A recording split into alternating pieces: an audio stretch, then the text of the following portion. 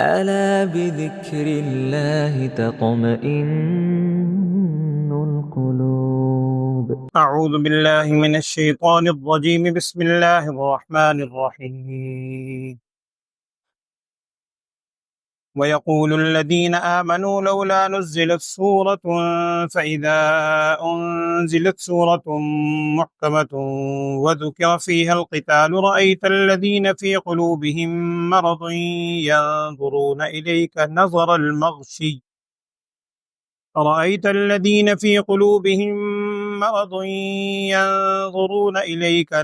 المغشي عليه من الموت فأولى لهم طاعة وقول معروف فإذا عزموا الأمر فلو صدقوا الله لكان خيرا لهم فهل عسيتم إن توليتم أن تفسدوا في الأرض وتقطعوا أرحامكم أولئك الذين لعنهم الله فأصمهم وأعمى أبصارهم أفلا يتدبرون القرآن أم على قلوب أقفالها إن الذين ارتدوا على أدبارهم من بعد ما تبين لهم الهدى الشيطان سول لهم وأملى لهم ذلك بأنهم قالوا للذين كرهوا ما نزل الله سنطيعكم في بعض الأمر والله يعلم إسرارهم فكيف إذا توفتهم الملائكة يضربون وجوههم وأدبارهم ذلك بأنهم اتبعوا ما أسخط الله وكرهوا رضوانه فأحبط أعمالهم. صدق الله العظيم. بسم اللہ الرحمن الرحیم.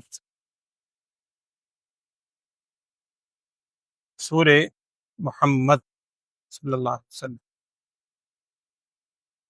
میں نے ابتدا میں آپ سے عرض کیا تھا کہ سورہ محمد کا ایک نام سورہ قتال بھی ہے. اس کی ایک بڑی بنیادی وجہ یہ ہے کہ مکی زندگی کے اندر جہاد کا حکم نہیں تھا. مکہ مکرمہ کی جو 13 سالہ زندگی ہے، 40 سال سے لے کر 53 سال کی عمر مبارک تک آپ صلی اللہ علیہ وسلم کی، اس میں ظلم و ستم بھی ہوئے بہت، حتیٰ کہ ہجرت کرنے پہ مجبور کر دیا گیا، پہلے حبشہ کی طرف ہی، پھر مکے کے سے مدینہ کی طرف ہوئی. لیکن جہاد کا بدلہ لینے کا حکم اللہ تعالیٰ کی طرف سے نہیں تھا، صبر کرنے کا حکم دیا جا رہا تھا. ہجرت کرنے کے بعد پہلے وہ آیت پیچھے آپ پڑھ چکے ہیں سورہ حج کے اندر غالباً، اذن للذین یقاتلون بانہم ظلموا وان اللہ علی نصرہم لقدیر الذین اخرجوا، اور وہ سارے الفاظ ہیں وہاں. اس میں جہاد کا اجمالی طور پر ذکر آ گیا تھا، لیکن بہت وضاحت کے ساتھ جہاد کا حکم ہو یا کفار سے، اسلام کے دشمنوں سے بدلہ لینے کا حکم ہو، اس کے صحابہ کرام بڑے منتظر تھے اور یوں کہا کرتے تھے. آج کی پہلی آیت وہی ہے، وَيَقُولُ الَّذِينَ آمَنُوا لَوْلَا نُزِّلَتْ سورہ، کوئی ایسی صورت نازل کیوں نہیں ہوتی، کوئی ایسی آیت یا صورت کے جس میں واضح طور پر ہمیں بدلہ لینے کا حکم دیا جائے. اب ہم مستحکم پوزیشن میں ہیں. تو یہاں پیچھے آپ وہ آیت بھی پڑھ چکے ہیں بالکل ابتدا کے اندر، جہاں یہ کہا گیا تھا کہ فَضَرْبَ الرِّقَابِ، ان کی گردنوں پر مارو، حتیٰ اذا اثخنتموہم فشدوا الوثاق، ان کو مضبوطی سے باندھ لو، اس کے بعد چاہے فدیہ دے لو یا ویسے چھوڑ دو. تو یہ واضح طور پر الفاظ اسی آیت کے اندر، اسی صورت کے اندر آئے ہیں. اسی وجہ سے میں نے عرض کیا کہ اس کو بعد مفسرین نے اس کو سورہ قتال بھی اس کا نام رکھا ہے، سورہ محمد کا. آج کی آیات میں یہی ہے کہ ایمان والے کہا کرتے تھے کہ اللہ جل شانہ کی طرف سے کوئی واضح صورت جس میں کوئی محکم حکم ہو، ایسی کیوں نہیں ہو سکتی. آگے اللہ تعالیٰ نے جو اس آیت میں فرمایا کیا ہے کہ ایمان والوں کا تو یہ تقاضا تھا، اور انہوں نے پھر الحمدللہ حق کر کے بھی دکھایا، جانیں بھی قربان کی. جب اللہ کا حکم آیا تو جانوں کی پرواہ نہیں کی، جانیں قربان کی، اور کچھ ہی عرصے میں اسلام کا غلبہ بھی ہوا الحمدللہ. لیکن جب ایسی آیات اترتی تھیں جس میں، اور یہاں الفاظ ہیں وَذُكِرَ فِيهَا الْقِتَالُ، جس میں قتال کا ذکر کیا جاتا تھا، تو یہاں کہا جا رہا ہے کہ آپ صلی اللہ علیہ وسلم کو آپ دیکھیں گے ان لوگوں کو جن کے دلوں میں مرض ہے. یعنی جو منافقین تھے ان کو آپ دیکھیں گے ادھر ایمان والے منتظر ہوتے تھے کب کوئی آیت اترے، اس میں ہمارے لیے کوئی حکم ہو، ہم اس پر عمل کریں، چاہے وہ جہاد کا ہو، چاہے اور کوئی عملی حکم ہو، نماز کے حوالے سے، صدقہ خیرات کے حوالے سے، دیگر احکامات ہوں، وہ عمل کے لیے تیار رہتے تھے۔ اور یہ جو منافق قسم کے لوگ تھے، ان کی کیفیت کیا تھی کہ جب کوئی ایسی آیت اترتی خصوصاً جس میں قتال کا ذکر ہے، تو یہ نبی صلی اللہ علیہ وسلم کو ایسے دیکھتے تھے، قرآن کے الفاظ ہیں کہ جیسے وہ شخص دیکھتا ہے جس پر موت نے غشی طاری کر دی، نظر المغشی علیہ من الموت، موت کی وجہ سے غشی طاری ہو گئی، وہ پتھرائی ہوئی آنکھوں سے دیکھ رہا ہے، او یہ کیا ہو گیا، یہ جان قربان کرنے کا حکم آ گیا اور ہم بھی بظاہر ان کے ساتھ ہیں۔ وہ ڈرتے تھے اس سے، اور پھر اس ڈرنے کا انہوں نے عملاً اظہار بھی کیا۔ آپ جانتے ہیں وہ سیرت کے اندر سارا آپ نے واقعہ سنے کہ غزوہ احد کے موقع پر 300 ساتھیوں کو، بہت بڑی تعداد تھی اس وقت، 300 ساتھیوں کو راستے سے ہی عبداللہ ابن ابی جو رئیس المنافقین کہلاتا ہے، وہ راستے تھی 300 ساتھیوں کو لے کے واپس ہٹ گئے کہ جی ہم تو نہیں لڑتے۔ اور سارا وہ اس میں سورہ توبہ کے اندر بھی اس کا ذکر ہے سارا، کہ وہ سارے یعتذرون الیکم اذا رجعتم، سارا آپ نے پیچھے کرا۔ تو یہ منافقین کی کیفیت یہ ہوتی تھی کہ جب قتال کی آیات کوئی احکام اتری، آپ صلی اللہ علیہ وسلم کو ایسے دیکھتے تھے جیسے وہ شخص دیکھے جس پر موت نے غشی طاری کر دی ہو، لیکن جو ایمان والے تھے ان کے ایمان میں اضافہ ہوتا تھا۔ پہلی آیت میں اس کا ذکر ہے۔ اچھا، اس میں جو آگے آیت الفاظ آئے ہیں فَأَوْلَىٰ لَهُمْ، اس کو تھوڑا سا سمجھیے گا۔ آیت جو پہلی آیت کا آخری لفظ ہے نا، اس میں ہے نا کہ رَأَيْتَ الَّذِينَ فِي قُلُوبِهِم مَرَضٌ يَنظُرُونَ إِلَيْكَ نَظَرَ الْمَغْشِيِّ عَلَيْهِ مِنَ الْمَوْتِ فَأَوْلَىٰ لَهُمْ، ظاہری معنی تو اس کا یہ ہے فَأَوْلَىٰ لَهُمْ، ان کے لیے زیادہ بہتر ہے۔ کیا زیادہ بہتر ہے؟ فَأَوْلَىٰ لَهُمْ، اولا ہم اردو میں کہتے ہیں نا، اولا اعلیٰ، سب یعنی زیادہ بہتر۔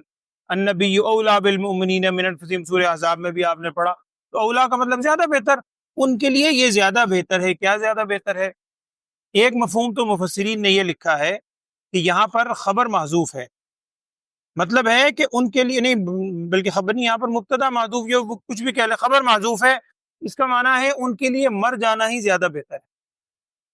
یہ لوگ جو تمنا کرتے ہیں ایمان والے، ان کا تو حال بہت اونچا ہے، لیکن جب آیات سن کر نبی صلی اللہ علیہ وسلم کو اس طرح خوفزدہ آنکھوں سے دیکھتے ہیں، ایسے لوگوں کے لیے مر جانا ہی زیادہ بہتر ہے۔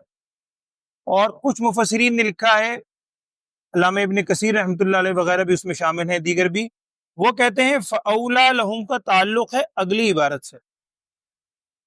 وہ کیا ہے؟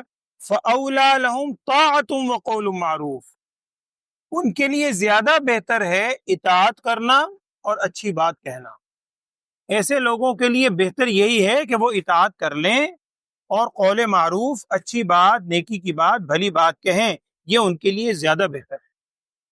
اور آگے الفاظ ہیں فَإِذَا عَزَمُ الْأَمْرُ، جب کوئی واضح حکم اتر جاتا تھا، وہ حکم اترنے کے بعد بھی انہیں تنبیہ کی جا رہی ہے فَلَوْ صَدَقُ اللَّهُ، اگر وہ اللہ تعالیٰ سے وعدے پر سچے اترتے حکم اترنے کے بعد، لَكَانَ خَيْرًا لَهُمْ، یہ ان کے لیے بہت ہی بہتر تھا۔ لیکن ہوا یہی کہ جب آیت اترتی جس میں کسی چیز کا حکم دیا جاتا، تو اللہ کے وعدے پر سچے نہیں اترے، جب سچے نہیں اترے تو ظاہری بات ہے ان کے لیے بہتری بھی نہیں ہوئی، اللہ کی طرف سے پکڑ آئی۔ اگلی آیت بھی وہی، اس کا ذرا ترجمہ اگر آپ غور کریں، 2-3 آیت کا ذرا نسبتاً مشکل ہے۔ اگلے آیت میں کیا ہے؟ فَهَلْ عَصَيْتُمْ إِن تَوَلَّيْتُمْ أَن تُفْسِدُوا فِي الْأَرْضِ وَتُقَطِّعُوا أَرْحَامَكُمْ۔ حل کے مختلف معنی آتے ہیں عربی میں۔ حل یقین کے معنی میں بھی آتا ہے، حل استفہامیہ تو ہے، جس کا مطلب عام طور پر ہم کہتے ہیں کیا، حل کا مطلب عام طور پر استفہام کے درجے میں ہوتا ہے کیا، لیکن حل یقین کے معنی بھی ہوتا ہے، یہاں حل یقین کے معنی میں ہے، تمام مفسرین نے لکھا۔ تو حل کا مطلب ہے یقیناً، عصیتم، تم سے یہی توقع ہے، عصا کا مطلب بھی توقع، امید، سارے معنی آتے ہیں عربی میں، یقیناً تم سے یہی توقع ہے، کیا؟ ان تولیتم، تولا کا ایک عام مفہوم معنی تو ہوتا ہے پھر جانا، پھر جانا، جیسے آگے بھی آئے گا شاید قرآن میں کئی جگہ الفاظ آتے ہیں۔ اگر یہ معنی لیا جائے تو پھر آیت کا مطلب یہ ہے کہ یقیناً تم سے یہی توقع ہے، ان تولیتم، اگر تم پھر گئے نا، اور ظاہری بات ہے پھر ہو گئے تو کیا ہوگا پھر، ان تفسدوا فی الارض، تم زمین میں پھر فساد مچاؤ گے، وتقطعوا ارحامکم، اور رحم جو ہے آپس کی رشتہ داریاں ان کو قطع تعلقی کرو گے تم پھر دوبارہ۔ یہ منافقین کو کہا جا رہا ہے کہ جو بظاہر ایمان کا اظہار کیے ہوئے ہیں، یقین یہی ہے کہ تم پھر جاؤ گے اور پھرنے کے بعد دوبارہ سے کفار والی حرکتیں، باقاعدہ زمین میں فساد مچاؤ گے اور رشتہ داریوں کو قطع کرو گے۔ بعض مفسرین کہتے ہیں کہ یہ تولا کا لفظ ولایت سے ہے۔ ولایت کا مطلب ہے حکومت۔ پھر مفہوم یہ ہوگا کہ یقیناً اگر تمہیں حکومت مل گئی، اقتدار تمہیں مل گیا، یا تمہارے ہاتھ میں قوت آ گئی، تو کرنا تم نے یہی ہے، کیا، ان تفسدوا فی الارض، زمین میں تم فساد مچاؤ گے، اور حکومت ملنے کے بعد تو زیادہ اس کے اندر تمہیں قوت حاصل ہوگی، وتقطعوا ارحامکم، اور جو قریبی رشتہ داری ہیں ان کے تم قطع تعلقی کرو گے۔ یہ مفہوم بھی ہو سکتا ہے۔ اولئک الذین، یہ وہ لوگ ہیں، یعنی جن کے بارے میں کہا جا رہا ہے منافقین جو منتظر رہتے ہیں، اور اس کے بعد پھر اگر وہ اللہ تعالیٰ کے وعدے میں سچے ہوتے ہوئے نہیں، اگر اقتدار مل جائے تو زمین میں فساد مچائیں گے، یہ وہ لوگ ہیں جن پر اللہ تعالیٰ کی طرف سے لعنت بھی ہے۔ فَأَصَمَّهُمْ، ان کو اللہ نے بہرا بنا دیا، وَأَعْمَى أَبْصَارَهُمْ، اور ان کی آنکھوں کو اللہ نے اندھا بنا دیا۔ یعنی یہ ساری چیزیں ہونے کے باوجود بھی اگر نہیں مان رہے، کئی دفعہ یہ بات آئی ہے، اندھا اور بہرا ہونے سے کوئی ظاہری آنکھ کا اندھا نہیں ہے، ظاہری آنکھ کا اندھا نہیں ہے۔ ہم اکثر کہہ دیتے ہیں بچے کو بھی یا کبھی کسی کو کہ اگر جاتے ہوئے کسی چیز کو ٹھوکر مار دے، ٹھڈا مار دے، ہم کہتے ہیں یار اندھے ہو، نظر نہیں آتا تمہیں؟ اندھا تھوڑی ہے وہ، نظر تو آ رہا ہے اسے، لیکن عمل نہیں کر رہا آپ کی بات پہ، آپ کی نصیحت کو مانتا نہیں ہے۔ بہرے ہو، سنائی نہیں دیتا تمہیں، بہرا تھوڑی ہے وہ۔ تو اس کو یعنی جھنجھوڑنے کے لیے کہا جاتا ہے کہ تمہارا رویہ، بہیویئر یہ بتا رہا ہے کہ سننے کے باوجود اگر نہیں سن رہے، اس کا مطلب ہے تم بہرے ہو۔ تو ایسے لوگوں کو اللہ نے گویا حق بات سننے سے بہرا کر دیا، حق چیز دیکھنے سے اندھا کر دیا۔ اور آگے افلا یتدبرون القرآن کا تعلق بھی بعض نے اسی کے ساتھ جوڑا کہ یہ ایسے اندھے بن گئے ہیں، ایسے بہرے بن گئے ہیں کہ یہ قرآن میں غور و فکر نہیں کرتے۔ افلا یتدبرون القرآن، کیا یہ قرآن میں تدبر، غور و فکر نہیں کرتے، جس میں بار بار بار بار پھیر پھیر کر آیتیں بیان کی جاتی ہیں؟ یا دوسری صورت پھر یہی ہے بظاہر، ام علی قلوب اقفالها، یا ان کے دلوں کے اوپر کوئی قفل لگے ہوئے ہیں، تالے پڑے ہوئے ہیں کہ دل میں ان کے بات آتی نہیں، جتنا سمجھائے جاؤ جتنا سمجھائے جاؤ۔ اور اگر اس کو جنرل طور پہ ہم لیں تو ہم سب مخاطب ہیں اس کے، اللہ تعالیٰ معاف فرما دے۔ ہم صبح و شام آیات پڑھتے ہیں، سابقہ امتوں کے واقعات پڑھتے ہیں، اللہ تعالیٰ کے احکامات پڑھتے ہیں، مرنے کے بعد کی زندگی کے حالات پڑھتے سنتے ہیں، لیکن اس کے باوجود اگر عمل اس کے مطابق نہیں کرتے تو نعوذ باللہ یہی کیفیت ہے۔ افلا یتدبرون القرآن، کیا ہم قرآن میں غور و فکر نہیں کرتے؟ ام علی قلوب اقفالها، یا نعوذ باللہ ہمارے قلوب کے اوپر کوئی تالے پڑے ہوئے، سمجھ نہیں آتی بات۔ تو بات وہی ہے، یہ کوئی ان کا واقعہ سنانے کے لیے تو نہیں ہے یہ آیات تو مجھے اور آپ کو جھنجھوڑنے کے لیے بھی ہیں۔ اللہ تعالیٰ ہمیں بھی یہ فہم عطا فرمائے کہ یہ قرآن کی باتیں جو روز ہم پڑھتے سنتے ہیں، کئی دفعہ میں نے عرض کیا یہ کوئی تاریخی کتاب تو ہے نہیں۔ اکثر لوگ بعض اوقات آپ میں سے بھی باتیں پوچھتے ہیں بعد میں کہ جناب یہ جو تاریخ ہے اس میں اصل میں یہ واقعہ پہلے تھا، یہ بعد میں تھا۔ بھئی تاریخ کی کتاب تھوڑی ہے، یہ تاریخ کی کتاب نہیں ہے۔ یہ قرآن تو نصیحت اور عبرت کی کتاب ہے، یہ قرآن تو انسان کو انسانیت بنانے والی کتاب ہے۔ ان سے جو واقعہ اپنا نصیحت کا ہے، اگر سابقہ امتوں کے واقعات بھی ہیں، وہ کوئی تاریخ کے واقعات نہیں ہیں، وہ ہمارے لیے عبرت کے ہیں۔ اور میں نے شاید آپ سے ایک دفعہ عرض کیا تھا، شاہ ولی اللہ رحمۃ اللہ علیہ نے علوم القرآن کو 5 علوم میں بند کیا ہے: علم مقاسمہ، علم احکام۔ کچھ آیتیں تو وہ ہیں جن میں احکامات ہیں، کچھ آیتیں وہ ہیں جن میں مقاسمہ، اللہ تعالیٰ کی طرف سے دلائل دیے گئے ہیں جنہیں آپ مناظرہ کہتے ہیں۔ مختلف قوموں سے، اور قرآن میں تقریباً 3 یا 4 طبقات ہیں: کفار کو، منافقین کو، یہود کو اور عیسائیوں کو۔ اور کچھ آیات ایسی ہیں جن میں یاد دہانی کرائی گئی ہے: علم تذکیر بآلام اللہ، بآلاء اللہ، علم تذکیر بایام اللہ، اور علم تذکیر موت ما بعد الموت۔ یعنی بہت سی آیات ایسی ہیں جس میں مرنے کے بعد کی زندگی کو یاد کرایا گیا، آپ جگہ جگہ پڑھتے ہیں۔ بہت سی آیات ایسی ہیں بِآلاء اللہ، جس میں اللہ تعالیٰ کے انعامات گنوائے گئے ہیں. دیکھو اللہ کا یہ انعام، اللہ نے یہ انعام کیا، اللہ نے یہ انعام کیا، اللہ نے یہ انعام کیا. اور بہت سی آیات ایسی ہیں جو اب بھی آپ پڑھ رہے ہیں علم تذکیر بِأَيَّامِ اللہ، جس میں اللہ تعالیٰ کے دن، پچھلی قوموں پر جو دن گزرے ہیں، پچھلی قوموں کو جو عذاب آیا ہے، پچھلی قوموں پر جو پکڑ آئی ہے، اس کا ذکر ہے. وجہ یہی ہے کہ تاکہ ہم ان سب چیزوں سے نصیحت حاصل کریں. تو افلا یتدبرون القرآن، کیا وہ قرآن میں غور نہیں کرتے یا ان کے دلوں میں تالے پڑے ہوئے ہیں؟ ان الذین ارتدوا علی ادبارہم من بعد ما تبین لهم الہدی، اس سے مراد بھی منافق ہیں.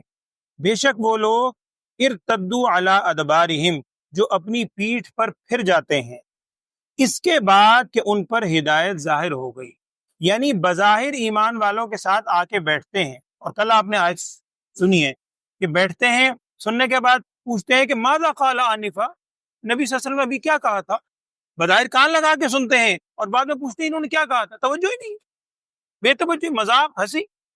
تو یہ وہ لوگ ہیں کہ بظاہر ان کو ہدایت ملنے کی چانسز تھے، چونکہ آپ جیسے آسان زبان میں کہیں انہوں نے کلاس اٹینڈ کی، انہوں نے وہ باتیں سنی، نبی صلی اللہ علیہ وسلم کی مجلس میں بیٹھے، صحبت میں بیٹھے، لیکن دل پہ قفل پڑے ہوئے ہیں، بات نہیں مانی.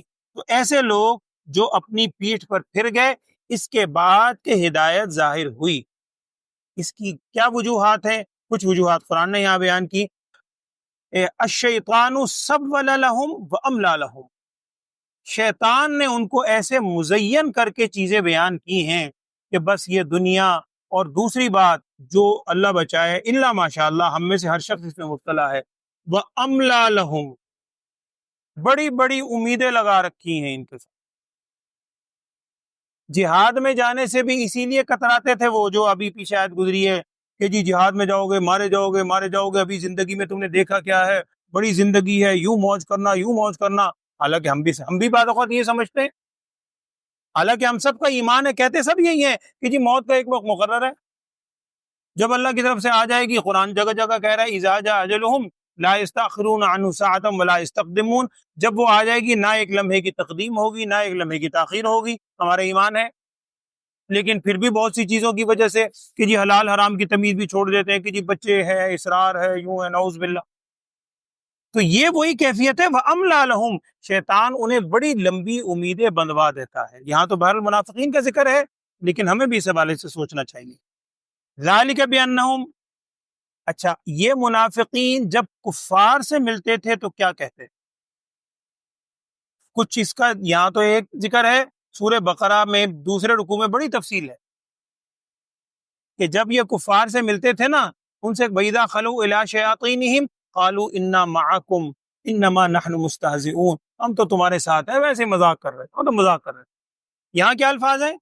ذَلِكَ بِأَنَّهُمْ، یہ اس وجہ سے ہے قَالُوا لِلَّذِينَ كَرِهُوا مَا نَزَّلَ اللَّهُ سَنُطِيعُكُمْ فِي بَعْضِ الْأَمْرِ،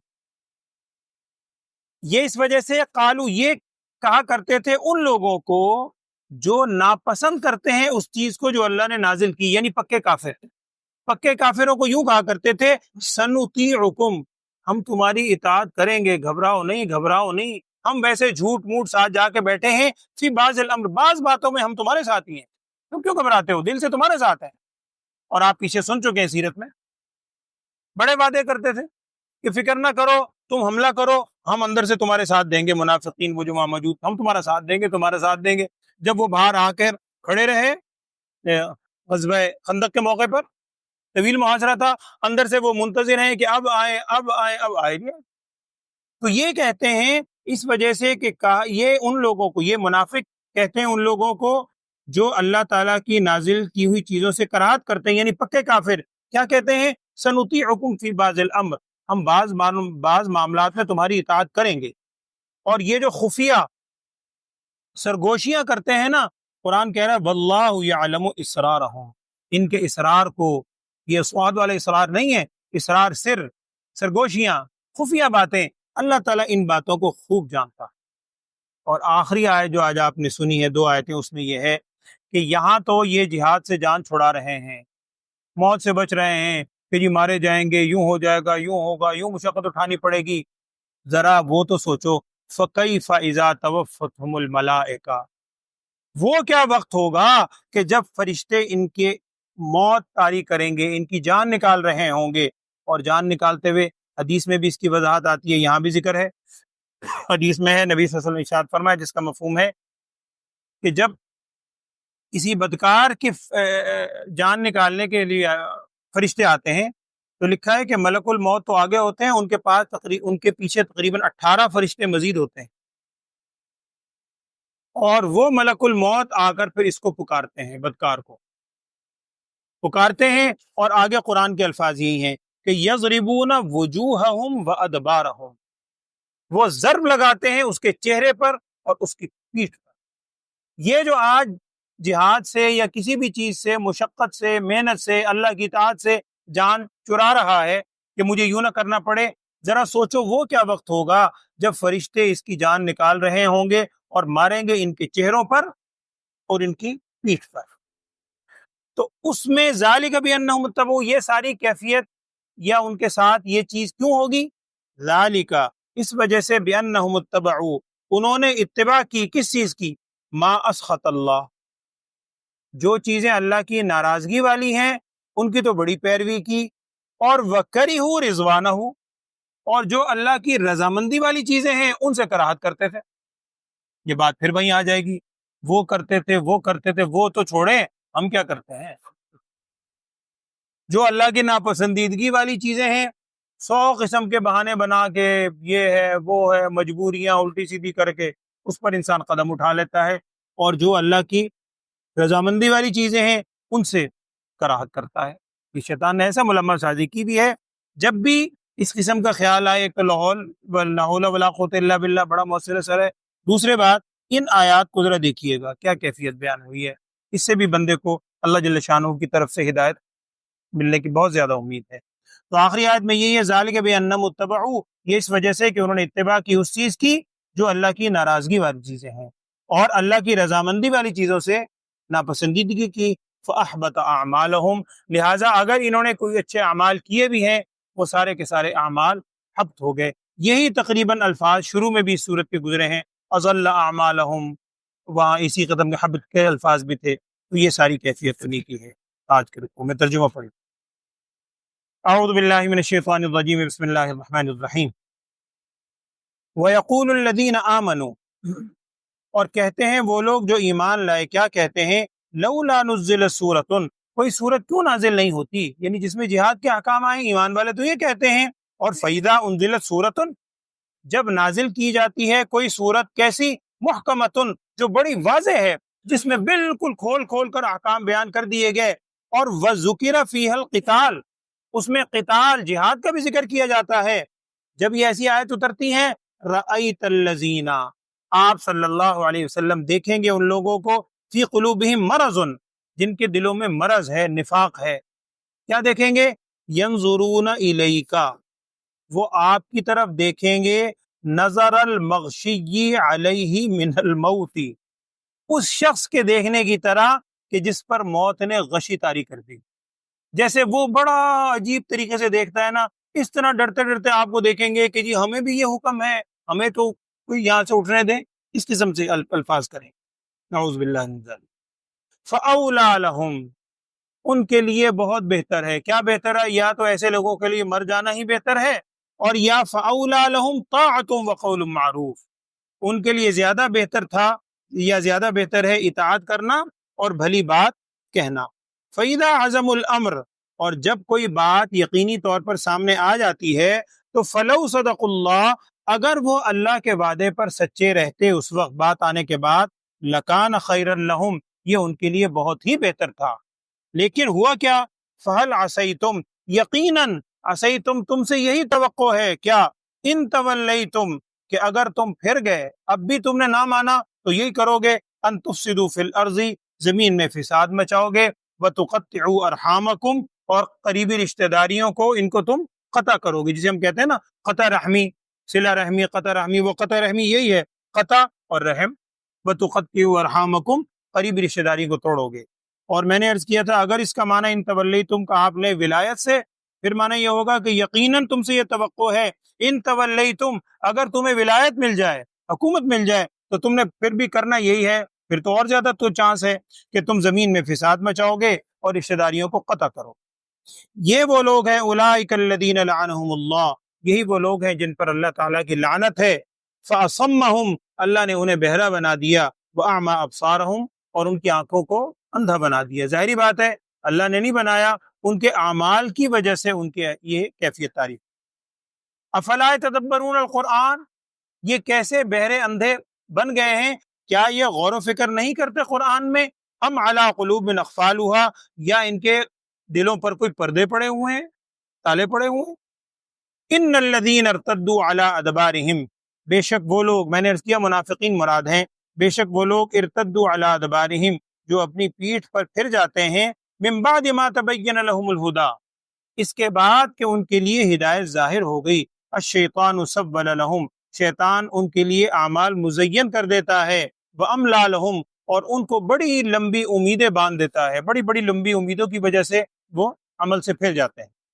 ذالک بانہم، یہ اس وجہ سے بھی ہے، قالوا للذین کرہوا، اب قالوا للذین، کریہ سے مراد ہے پکے کافر، اور یہ کہنے والے کون ہیں؟ منافق۔ یہ اس وجہ سے قالوا، انہوں نے کہا، یعنی منافقین نے، للذین کرہوا، ان لوگوں کو جو ناپسند کرتے ہیں، ما نزل اللہ، اس چیز کو جو اللہ نے نازل کی، کیا کہا؟ سنطیعکم فی بعض الامر، ہم تمہاری اطاعت کرتے ہیں بعض چیزوں میں، ابھی تو ہم وقتی طور پر بیٹھے ہیں، فکر نہ کرو، ہم ہیں تمہارے ساتھ، تمہاری بعض معاملات میں اطاعت کریں گے۔